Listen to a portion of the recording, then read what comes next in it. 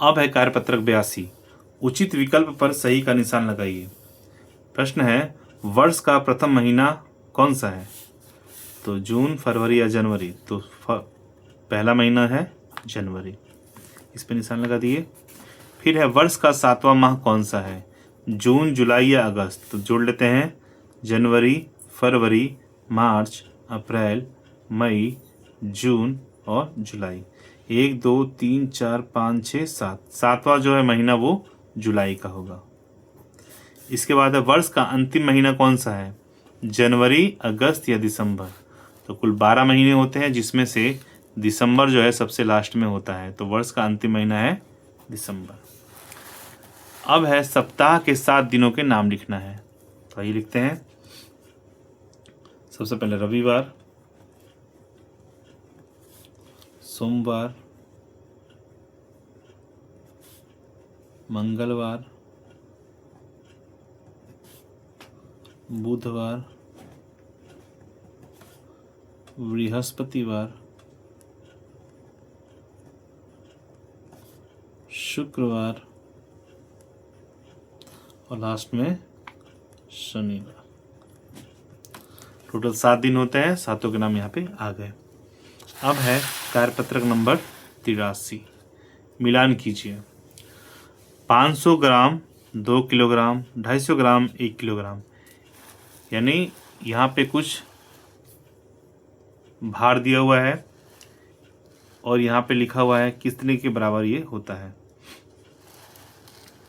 तो आइए इसको मिलान करते हैं। 500 ग्राम, यहाँ पे लिखा हुआ है 500 ग्राम, ये दोनों सेम है तो इसको मिला देंगे। 500 ग्राम से मिला दिए। अब है 250 ग्राम, तो यहाँ पे देखिए 250 ग्राम है, इसको इससे मिला देंगे।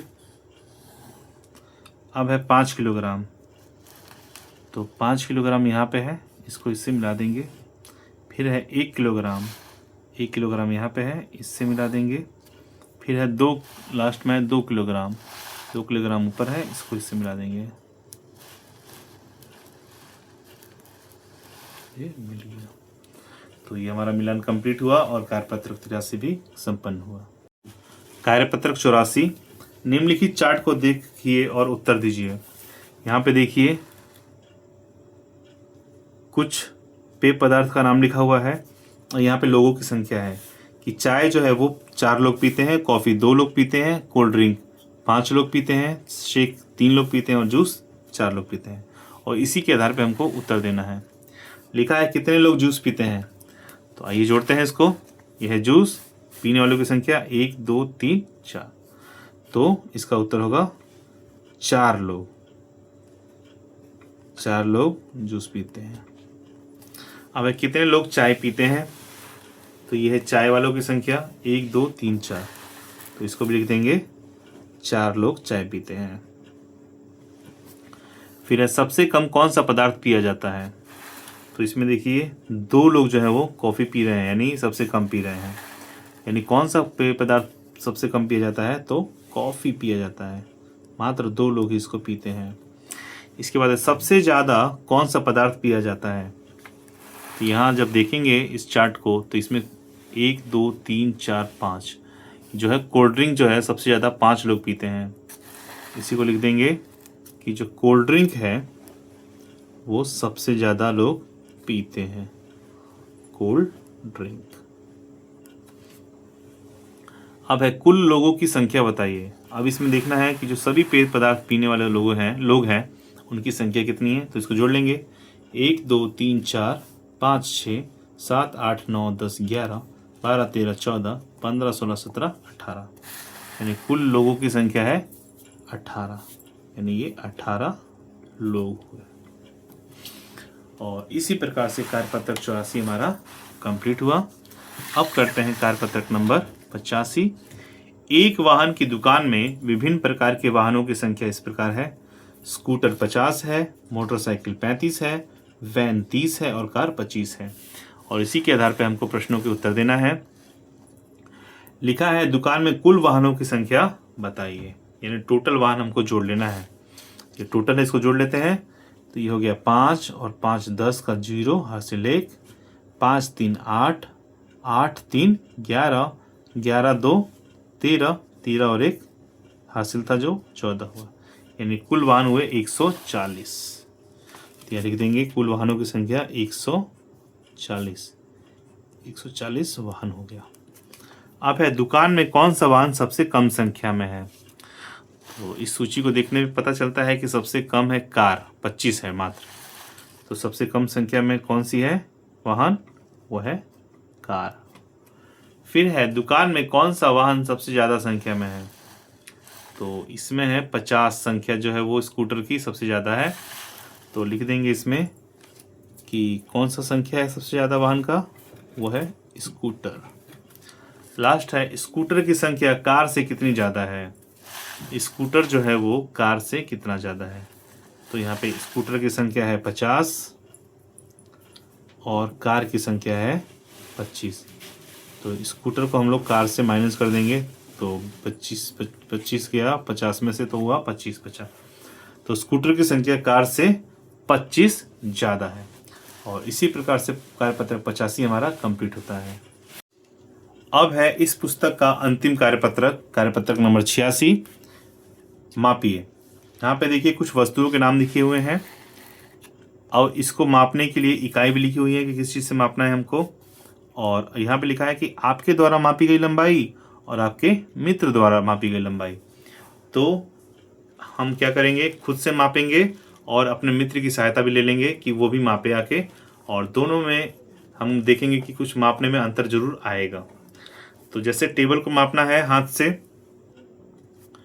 तो इसको हाथ से मापेंगे टेबल को कि कितने हाथ का होता है, वो इसमें लिख देंगे। मित्र से कहेंगे कि वो भी नापे। तो जैसे हम लोग नापते हैं, तो हम लोग टेबल को नापते हैं तो 2 हाथ का होता है, लेकिन मित्र हमसे लंबा है तो वो 1.5 हाथ में ही नाप देगा, यानी 1.5 हाथ में उसको नाप देगा। तो ये अंतर हुआ ना। तो हमारे द्वारा मापी गई लंबाई 2 मीटर मान लीजिए, मीटर नहीं, यहाँ पे हाथ से नापना था। 2 हाथ और मीटर इसके मित्र द्वारा 1.5 हाथ। अब है पेंसिल से, पेंसिल नापना है उंगली से। कितनी उंगली की होती है, मान लीजिए हमारे से 3 उंगली की होती है, मित्र हमसे बड़ा है, वो 2 उंगली का ही यूज़ करेगा, 2 उंगली में ही वो पेंसिल को नाप देगा। इसके बाद श्यामपट्ट यानी ब्लैक बोर्ड, वो हाथ से नापेंगे।